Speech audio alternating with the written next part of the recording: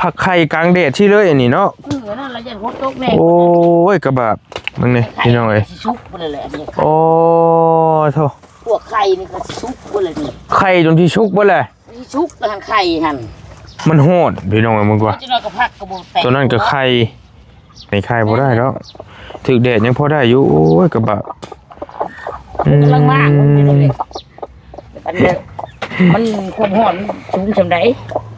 สีคึมๆนะพี่น้องย่านอยู่บ่แรงเบอร์ส่งแรงบ่แท้สิเปียกซึมเลยว่าได้เสียเลยพี่น้อง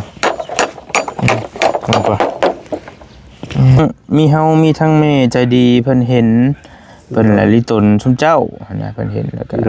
อีบาเพิ่นว่ามื้อนี้ก็ถือว่าเฮามาแจ้งข่าวดีซะเนาะมีแม่เพิ่นฝากเงินมาให้ส่งมาให้เมื่อคืนนี่เพิ่นส่งมา200 ดอลลาร์เป็นเงินกีบก็ประมาณ4ล้านปลายๆนี่แหละ4ล้านน้อยๆเพิ่นให้มาไว้สร้างเถียงสร้างนี่ให้ไว้ให้ชุมเจ้านั่นแหละเด้อทั้งสองท่านเด้อก็เลยมาแจ้งเจ้าแล้วให้เจ้าขอบมุกขอบใจขอบบุญขอบคุณเพิ่นพี่น้องแล้วเฮาสิคุยกับบ่เตียงว่าสิเฮ็ดส่วนใดสิชื่อส่วนใดมามันขาดส่วนใดก็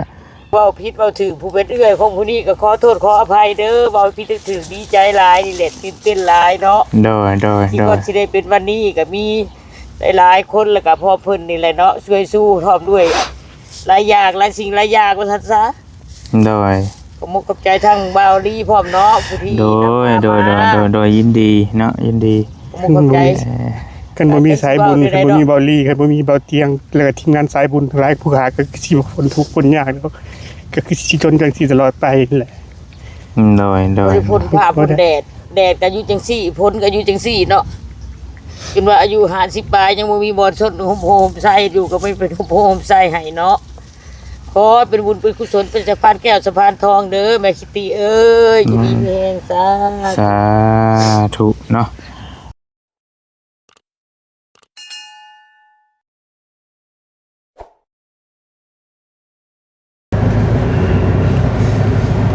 มาพี่น้องมาเปิดภาพเปิดคลิปมา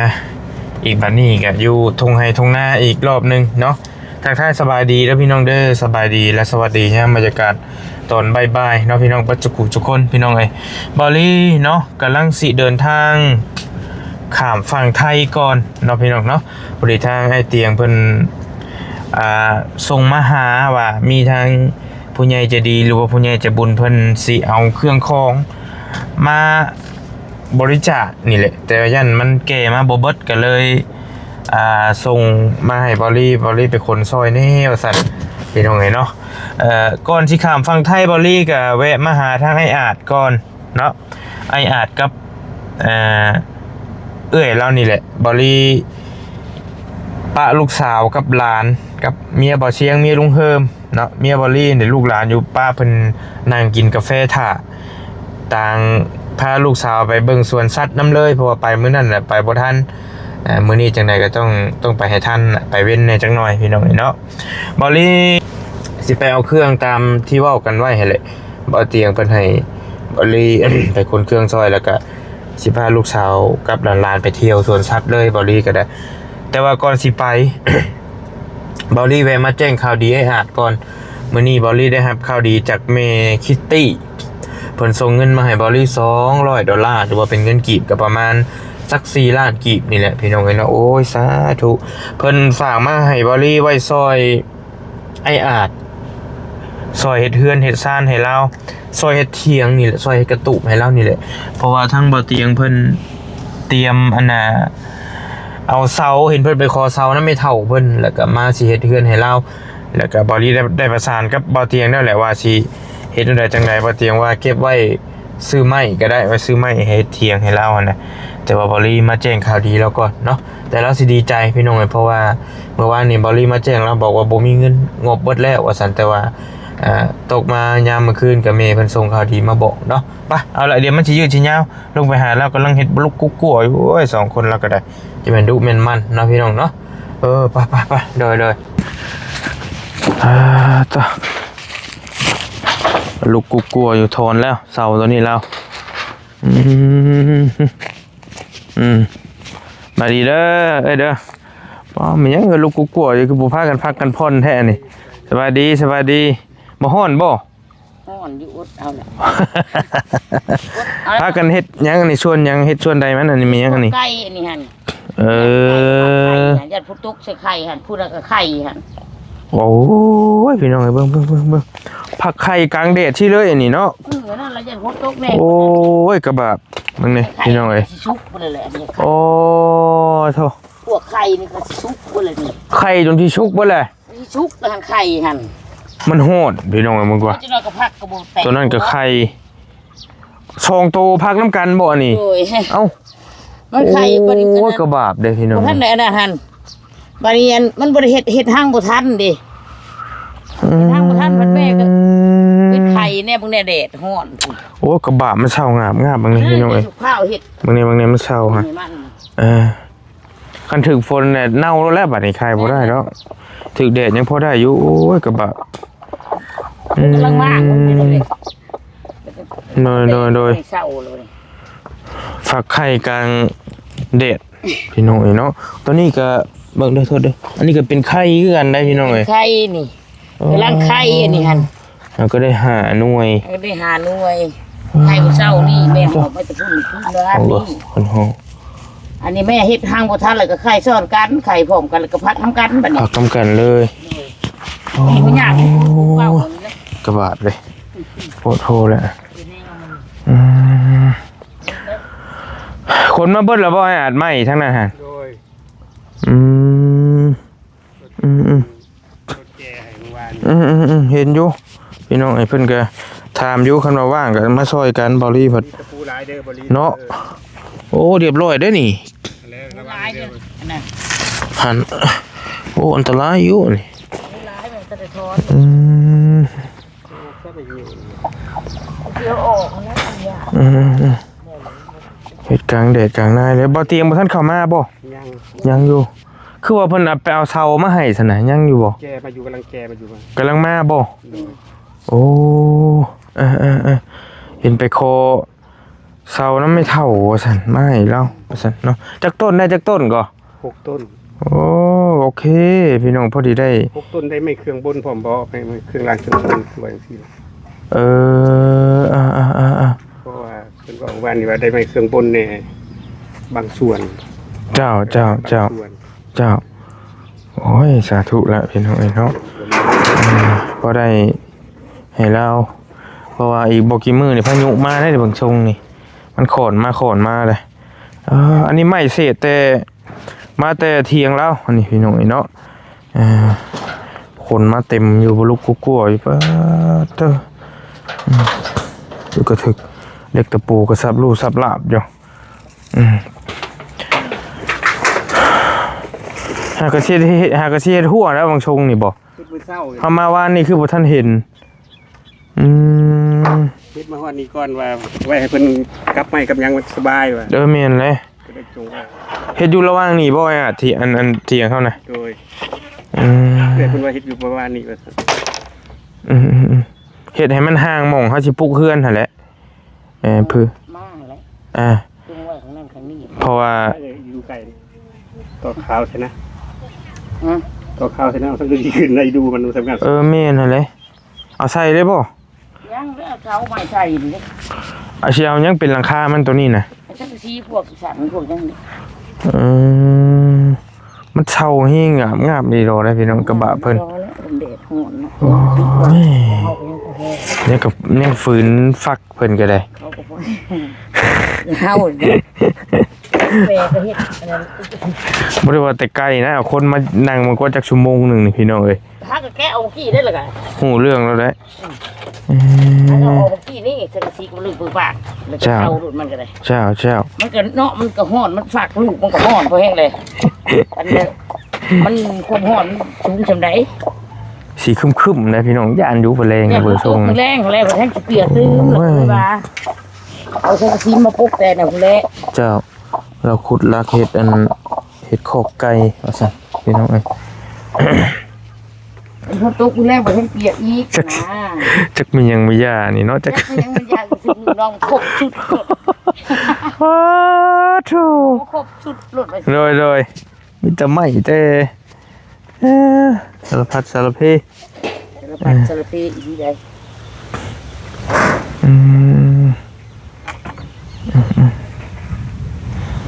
ไก่มันก็อยากฟักไข่อากาศเริ่มแล้วได้พี่น้องนี่ เสาเงินตัวว่าง เสาเงินตัวมากมาเสาแถวบนเงินคั่วนี่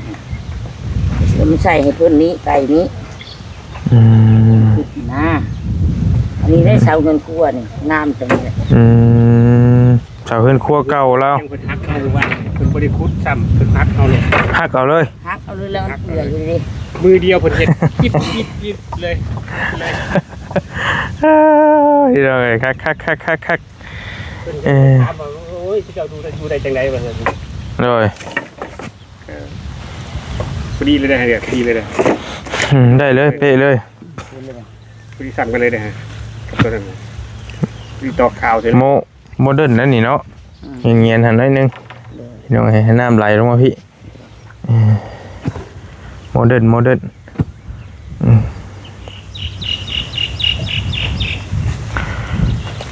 สมมาไก่สมมาเมแล้วพี่น้องเดดมันก็เฝ้ามันก็พักอยู่นี่แคกเน่ดีเนาะนอนอยู่นี่แล้วเจ้าเมื่อคืนนี่ก็ได้เนาะแต่นอนรับอยู่ที่อ่ะโอเคอยู่ที่บ่ได้มีหยังมารบกวนที่ บ่ยังบุญอยู่แจ้งบ่บ่ดี โดยมันขี้หมกขี้เมาบ่ค่อยได้ค่อยมีที่แถวนี้เดี๋ยวเราก็เจ้ามากวนสิมาเอาจังพี่น้องนี่เนาะสิมีอยู่จังดิ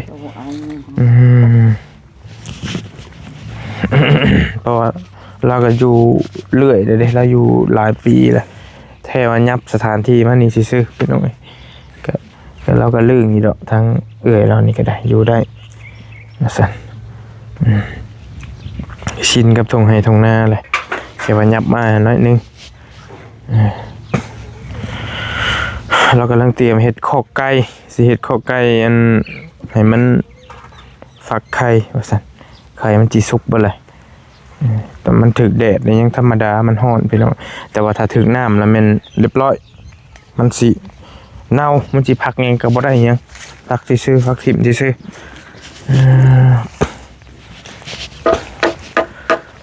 ไม่จับไปจับมาเด็กเบิด โดยตอกได้เราก็ให้อาดเราก็ได้เนาะมือก็ยังเที่ยงอยู่เลย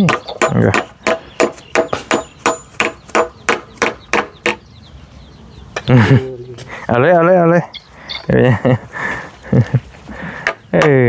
ได้เฉยเลยพี่น้องเอาไป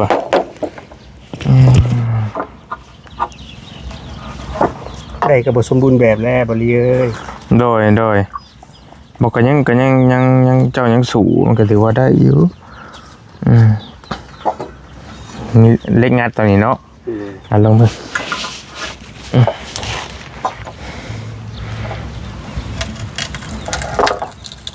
จะบ่เหยียบพี่ไว้ได้ป่ะลองเบิ่งบ่แม่นว่าบ่อยากซอยนะพี่น้องให้เราเฮ็ดเบิ่งบ่เราเฮ็ดผู้เดียวอยู่แล้วนี่เราสิได้เฮ็ดได้เฉยตะปูเก่าเนาะเก็บไว้ใส่ตะปูเก่านี่แหละบ่ลีถอนตะปูเก่าแล้วก็ใส่เป็นประโยชน์ต่อพี่น้องคิดว่าได้อยู่บ่ลีเอ้ยแต่บ่สมบูรณ์แบบโดยซ่าคือเห็นนี่แหละใช่ก็ใครก็บ่เฮ็ดเนาะ มาซาดีกว่ามาเนาะ แม่คันซาดีกว่าเฮ็ดมาซาก็ดีกว่ามาคันมันมีดีอยู่ในหั่นคันว่าเจ็บป่วยแล้วอ้างว่าจะเจ็บแต่ป่วยแล้วบ่เฮ็ดบ่นั่นแบบแห้งแล้วแหละอันนี้ก็ยามันคอยไตไว้คือหอยแล้วพี่น้องเอ้ย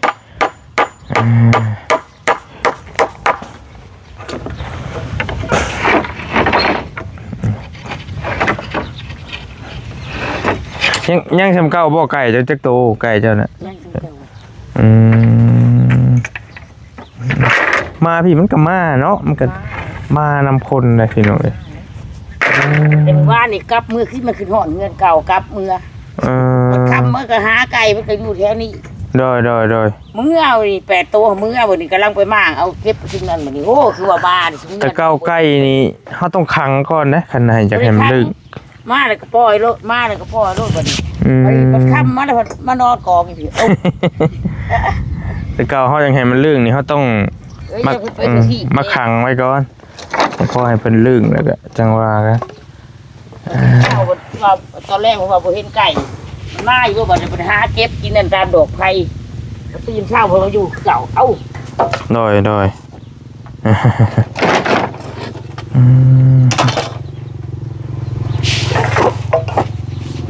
ี๋ยวนี้บ่ใส่ขาวมัน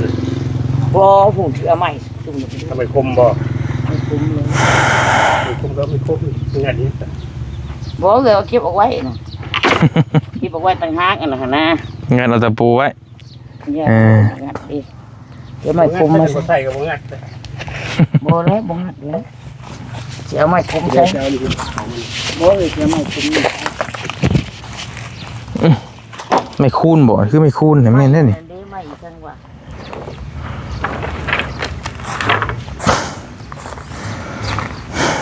ไม่บริจิกก๊อกพี่น้องเราเก็บมาหมองเล็กหมองน้อยขนาดว่าอยู่ไกลป่าเลยบ่ได้มีป่าไม่จะทงนาเนาะก็ยังพอได้มาเฮ็ดนั่นน่ะยัดมาถึงเล็กเกลือน้อยเลยโดยงั้น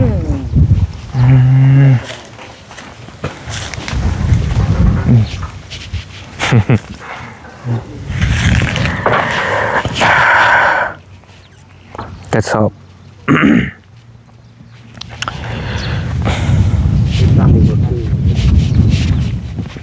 เดี๋ยวเสาต่างหากนี่เป็นเดี๋ยวบ่เอาได้ใหม่ตัวนี้เสาตัวนี้บ่เอาเสียอีกเสาหนึ่งต่างหากเสาไม่หิ้วนี่บ่เอาแต่ว่าบ่ได้อันนั้นเดี๋ยวเสาตัวนี้ไปนี่นะจักเราสิเฮ็ดไปหมดได้พี่น้องบ่แม่นลงมาทางเดียวพี่บ่จ้ะทางเดียวแต่ว่าเสาหนึ่งต่างหากนี่เสาตัวนี้บ่เอาเดี๋ยวไม่หิ้วแล้วว่าให้มันนอนสุข้าวดิจะเอาเสาไม่หิ้วนี่ออกจะเอาเสาตัวใหม่มาแทนให้มันเสามันเป็นแบบตัวนั้นค่าตัวนั้นทันดีโดยโอเคพี่น้องป้าเฮารบกวนมานั่งนี่แน่จักหน่อยมีแนวน้ำน้อยนึงเนาะอยู่มาห่มอีกก็ได้ปามบัดสองคนเด้อเดี๋ยวสิพาไปข้างนอกก่อนบริก็ได้เวะมาหาเราจักหน่อยขี่ฟ้าวๆในนิดนึงก็ขอมันเค้งมีมันเค้งนี่เนาะพักแล้วนี่ก็ได้เดี๋ยวคณะอยู่ห่มให้เทียงตัวนี้พันนอนประจำบ่โดยใครก็มีหมู่อยู่เด้โอ้ยนั่งได้ก็ได้ด้วยเด้อสบายเด้อบ่ต้องยังมีคนอยู่ประจำใช่อยู่สามีใครคนอยู่ที่นั่นไหนเนาะใครหลายเพราะว่ามันก็อยู่นั่นมันมันก็บ่อยากไปได้นะแต่ว่ามันมีหมู่เด้นี่ก็เชี่ยวเจ้าเองแม่นหรอแม่นเพราะว่าเจ้าของดินนั่นแหละเอาง่ายๆก็ได้เราก็มีเฮือนนี่เงินในบ้าน2 หลังแต่ว่าก็เราก็อยู่นี้เนาะอยู่นี่มันมีไก่มีหยังแม่นพี่น้องมันก็ม่วนอยู่นี่มันก็มีน้ำ2 น้ำ 3ข้างนี้สะดวกสบายแล้วแต่เมื่อเขาก็ออกมากลางเย็นก็ออกมาพี่มันก็เย็นก็อยู่ในบ้านโดยพี่น้องเด้พอเตียงกำลังมาเลยเด้อเอามีแต่เฮาบ่เตียงเพิ่นว่าเพิ่นมีหยังนี่เพิ่นมีแต่เสาบ่เพิ่นไปขอให้จ้ะเพิ่นว่ามีไม้เครื่องนำแน่แต่ว่าครบหรือบ่ครบมันบ่ฮู้ไม้เครื่องเทิงมันหั่นแหละติโดยไม้เครื่องหลังพี่น้องพอดีทั้งมีเฮามีทั้งแม่ใจดีเพิ่นเห็นเพิ่นละลิตนชุมเจ้านะเพิ่นเห็นแล้วก็อีบาเพิ่นว่ามื้อนี้ก็ถือว่าเฮามาแจ้งข่าวดีซะเนาะมีเมย์เพิ่นฝากเงินมาให้ส่งมาให้เมื่อคืนนี่เพิ่นส่งมา$200เป็นเงินกีบก็ประมาณ4 ล้านปลายๆนี่แหละ4 ล้านน้อยๆเพิ่นให้มาไว้สร้างเถียงสร้างนี่ให้ไว้ให้ชุมเจ้านั่นแหละเด้อทั้ง2ท่านเด้อ ก็เลยมาแจ้งเจ้าแล้วให้เจ้าขอบมุกขอบใจขอบบุญขอบคุณเพิ่นพี่น้องแล้วเฮาสิคุยกับบ่เตียงว่าสิเฮ็ดส่วนใดสิซื้อส่วนใดมามันขาดส่วนใดก็จังว่ากันหั่นนะ โดย เงิน4ล้านปลายมันก็จักสิได้หยังแน่แล้วก็ได้หลายเติบอยู่ดอกพี่น้องเฮ็ดพอให้เราอยู่ชั่วคราวก่อนเนาะเดี๋ยวสิคุยกับบ่เตียงบ่ฮู้เพิ่นมีหยังแน่ทั้งนั้นก็ได้เงินหั่นได้แล้วบ่ได้รับแล้วแต่ว่าบ่เลยสิเก็บไว้คือเก่าหั่นแหละ โดย มันขาดมันเหลือหยังก็แม่นจังว่ากันพี่น้องเอ้ยสิเฮ็ดเถียงให้เราอยู่ก่อนเนาะเด้บ่เตียงกำลังสิแม่นแก่เสามาบ่บึ้มมาแล้วก็ได้ แก่เสาเถียง สง มา สารบ่เตียงก็สงสารทั้งซอยทั้งแห้งซอยทั้งน้ำใจซอยทุกอย่างเลย โดย เที่ยวแถวว่าบ่เตียงก็ได้ก็เบิดทั้งทีมงานแหละ โดย ก็เป็นพอบุญพอคุณเด้อแม่เอ้ยขอขอบคุณขอบใจเด้อที่ส่งเงินส่งคำมาซอยเหลือผู้ขากับเอื้อยก็ขอให้แม่จงเจริญรุ่งเรืองในหน้าที่การงานปราศจากโรคภัยไข้เจ็บทุกสิ่งทุกอย่างคำมาค้าขายหยังก็ขอให้มีผลกำไรทำธุรกิจการงานอีกอย่างก็ขอให้เจริญรุ่งเรืองปราศจากโรคภัยไข้เจ็บทุกสิ่งทุกประการค้าขายร่ำรวยเด้อแม่เด้อ โดย สาธุเด้อ เพิ่นชื่อว่าแม่คิตตี้เด้อ โดย แม่คิตตี้เพิ่นเป็น แม่คิตตี้ คนลาวเฮานี่แหละเพิ่นไปอยู่ทางเมืองนอกเนาะอยู่ประเทศนอกพุ่นแหละ ขอบคุณขอบใจเด้อแม่คิตตี้เด้ แม่ อ คิตตี้มีแต่ให้อาจว่ารถเนาะผมบ่ขอบใจเพิ่นให้อาจว่าก่อนก็ได้พอต่อจักหน่อย ขอบคุณขอบใจเด้อแม่คิตตี้เด้อขอให้เจริญในหน้าที่การงานทำมาค้าขายอย่างเงี้ยก็ขอให้เจริญรุ่งเรืองขอให้สุขภาพร่างกายแข็งแรงเป็นที่พึ่งของคนยากคนจนต่อไปเด้อแม่เด้อผู้ขาก็จักสิเว้าอีหยังผู้ขาก็ตื่นตันใจก็แถวว่าก็ขอบคุณหลายๆเนาะแม่เนาะ โดย สาธุ ถูกเนาะเอาให้แม่เว้าจักหน่อยหนึงแม่คิตตี้เด้อ ท่านผู้เป็นเอื้อยของผู้นี้เนาะ เจ้า ขอบคุณขอบใจหลายๆเด้อที่เป็นสะพานบุญให้ขน้อยทั้งพร้อมด้วยน้องเนาะที่ส่งเงินส่งคำมาให้ เจ้า เป็นสะพานแก้วสะพานทองให้เป็นโฮมไส้ให้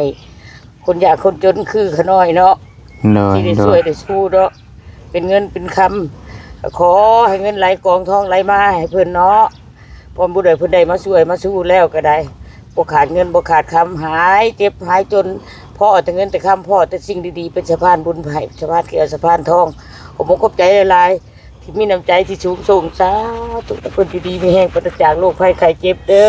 แม่สิเอ้ย ถูกเนาะ เบิ่งขน้อยพอได้มีบทสนห่มโพห่มใส่ให้พวกขน้อยเด้อ โดย ตื่นตันใจเด้อแม่คิตตี้เอ้ยขอโทษขออภัยเด้อลูกสิว่าบ่หลายเด้อแม่เด้อ อยู่เว้าผิดเว้าถือผู้เป็นเอื้อยของผู้นี้ก็ขอโทษขออภัยเด้อเว้าผิดถือดีใจหลายนี่แหละตื่นเต้นหลายเนาะ โดย ที่ว่าสิได้เป็นวันนี้ก็มีหลายๆคนแล้วก็พ่อเพิ่นนี่แหละเนาะช่วยสู้พร้อมด้วยหลายอย่างหลายสิ่งหลายอย่างว่าซั่นซะ โดย ผมมุกกับใจทั้งบาวลีพร้อมเนาะผู้ที่ โดยยินดีเนาะยินดี ผมมุกกับใจ กันบ่มีสายบุญกันบ่มีเบาลี่กันบ่มีเบาเตียงแล้วก็ทีมงานสายบุญหลายผู้หาก็สิบ่คนทุกข์คนยากแล้วก็คือสิจนจังซี่ตลอดไปนั่นแหละ โดย บริพ้นผ้าพ้นแดดก็อยู่จังซี่พ้นก็อยู่จังซี่เนาะจนว่าอายุ50ปลายยังบ่มีบ่อนสดโฮมใส่อยู่ก็ไม่เป็นโฮมใส่ให้เนาะ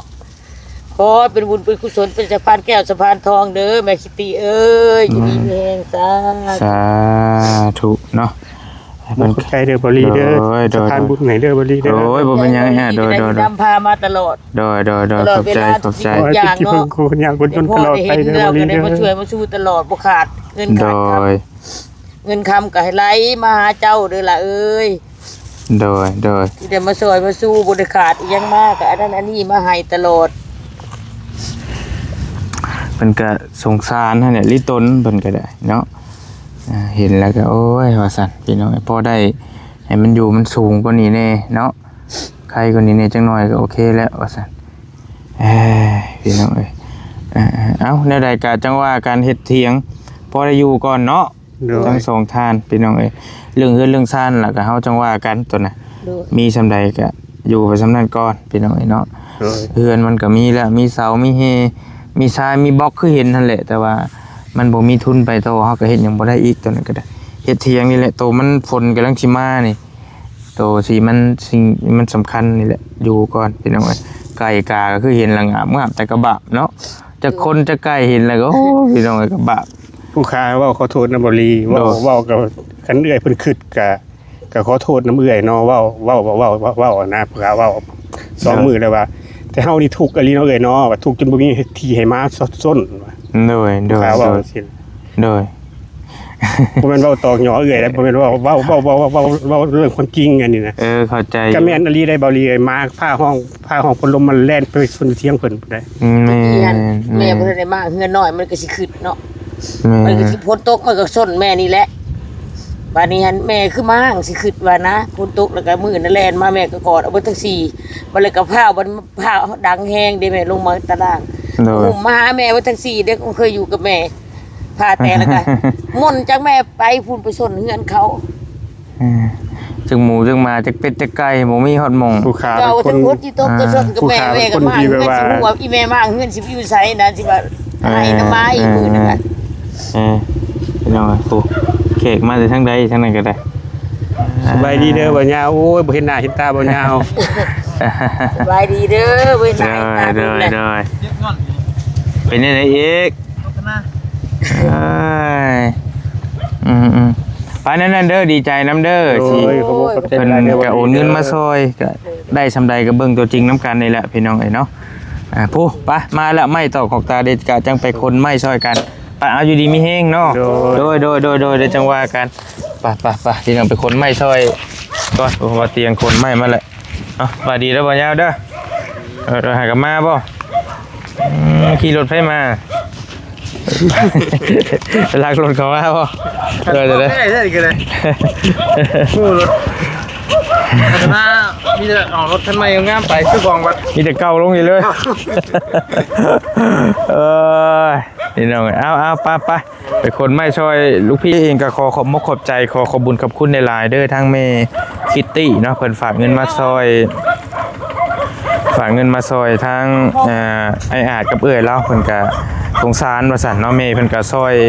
หลายเทื่อแล้วซอยไปหลายๆเคสเนาะทั้งเมคิตตี้เพิ่นนี่ก็ได้ให้เมอยู่ดีมีเฮงเด้อให้โชคให้มานให้ร่ำให้รวยเฮงๆปังๆสุขภาพเข้มแข็งอยู่ดีมีเฮงเป็นโฮมเป็นเงาเบิ่งลูกเบิ่งหลานเบิ่งผู้ทุกข์ผู้ยากต่อไปเด้อแม่เด้อ